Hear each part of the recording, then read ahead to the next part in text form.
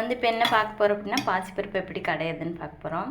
நீங்கள் வந்து குக்கர், மண் சட்டி, இது மாதிரி குண்டா அந்த மாதிரி இதில் வந்து தேவையான அளவு வந்து பாசிப்பருப்பு எடுத்துக்கோங்க.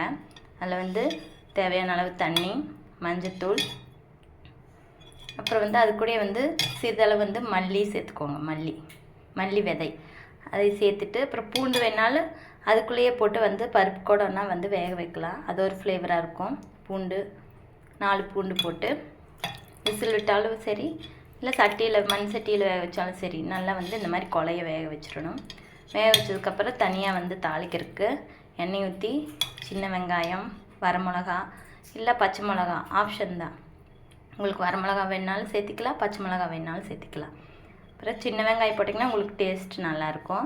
பெரிய வெங்காயமும் போடலாம், அது ஒரு மாதிரியான டேஸ்ட் இருக்கும். சின்ன வெங்காயம் வந்து உடம்புக்கு நல்லது, டேஸ்ட்டும் நல்லாயிருக்கும். அதுக்கப்புறம் எண்ணெய் ஊற்றி கடுகு, சீரகம், மல்லி வந்து நீங்கள் பருப்பு கூட வேக வைக்கலாம், தனியாகவும் தாளித்து பருப்பில் கொட்டிக்கலாம்.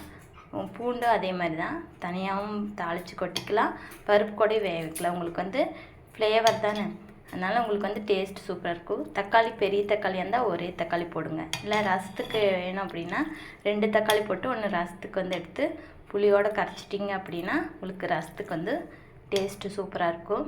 தக்காளி புளி சேர்த்து கரைச்சி ரசம் வச்சிங்க அப்படின்னா டேஸ்ட்டு சூப்பராக இருக்கும். அதேமாரி வரமிளகா இல்லைன்னா பச்சை மிளகா ஆப்ஷன் போட்டு கடுகு, கருவேப்பில், சீரகம், சின்ன வெங்காயம், வரமிளகா, பூண்டு, மல்லி விதை போட்டு தாளித்து அந்த கொலையை வேக வச்சு பருப்பில் வந்து நீங்கள் போட்டு உப்பு போட்டு தேவையான அளவு தண்ணி வேணாலும் சேர்த்துக்கலாம். இல்லை குழம்பு மாதிரி வேணும் அப்படின்னா தண்ணி சேர்த்துக்கலாம். இல்லை கெட்டியாகவே நெய் ஊற்றி சாப்பிடுவீங்க அப்படின்னா அளவான தண்ணி சேர்த்து கடைஞ்சிங்க அப்படின்னா உங்களுக்கு சூப்பரான நல்ல நொய்யை கடைஞ்ச பாசிப்பருப்பு ரெடி. இதில் வந்து தக்காளி வந்து பருப்பு கூடயே போட்டு வேக வச்சுருங்க. அரிஞ்சும் தாளிக்கும் போது அதில் போட்டும் தாளித்து கூட கொட்டலாம். தக்காளி ஆப்ஷன் தான், இதில் வந்து 2 விதமாக கூட செய்யலாம். மாதிரி நீங்கள் ட்ரை பண்ணி பாருங்கள், ஈஸியான வேலை.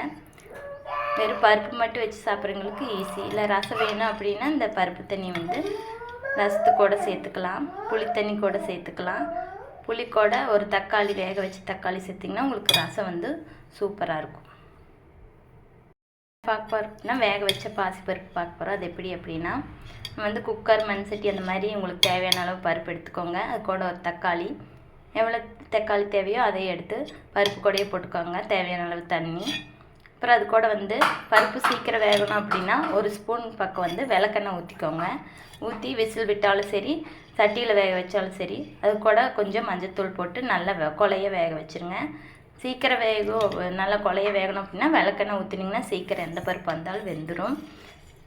வெந்ததுக்கப்புறம் தாளிக்கிறதுக்கு வந்து எண்ணெய் ஊற்றி கடுகு, சீரகம், கருவேப்பிலை, வரமிளகா இல்லைன்னா பச்சை மிளகா சேர்த்துக்கலாம், பூண்டு சேர்த்துக்கலாம், தக்காளி அரிஞ்சும் சேர்த்துக்கலாம், பருப்பு கூட வேக வச்சுக்கலாம். அதுக்கப்புறம் வந்து மல்லி விதை, அது வந்து பருப்பு கூடயே 1 ஸ்பூன் போட்டு வேக வைக்கலாம் ஃப்ளேவருக்காக. இல்லை தாளிச்சுக்கலாம்.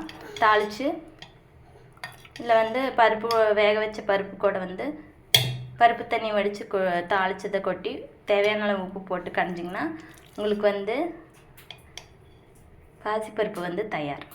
இல்லையே வந்து நீங்கள் தண்ணி சேர்த்து குழம்பாட்டியும் வந்து கடைஞ்சி சாப்பிட்லாம். இல்லை தண்ணி சேர்க்காமல் அளவான தண்ணி மட்டும் சேர்த்து வெறும் பாசிப்பருப்பு வந்து நல்லா நெய் ஊற்றி சாப்பிட்றதுக்கு உங்களுக்கு வந்து யூஸ்ஃபுல்லாக இருக்கும். கெட்டியாகவும் கடைஞ்சிக்கலாம், தண்ணி மாதிரி கடைஞ்சிக்கலாம். உங்களுக்கு இது வந்து ஈஸியான ட்ரிக். சீக்கிரம் செய்யணும் அப்படின்னா இந்த மாதிரி செஞ்சு சாப்பிடுங்க. இந்த மாதிரி மத்து போட்டோ இல்லை பருப்பு கடையிற இது போட்டோ வந்து நல்லா நொய்யை கரைஞ்சிங்க அப்படின்னா இதிலே வந்து நெய் ஊற்றி நீங்கள் சாப்பிட்லாம். இது வந்து குழந்தைகளுக்கு வந்து ரொம்ப பிடிக்கும். இதுமாதிரி சூடான சாதத்தில் நம்ம பாசிப்பருப்பு கடைஞ்சதை போட்டு 1 ஸ்பூன் நெய் ஊற்றி சாப்பிட்டு பாருங்கள்.